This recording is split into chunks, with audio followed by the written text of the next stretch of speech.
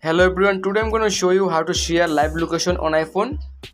Okay, let's start the video. First, open your phone setting, scroll down, click on privacy and security, click on location service, click on share my location. Now click on find my iPhone option and turn on all option.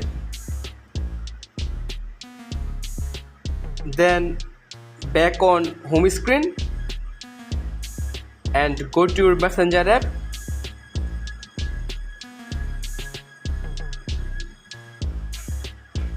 Click on plus icon option, click location,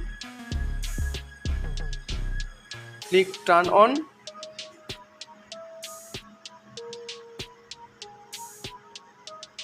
and finally click on start sharing live location.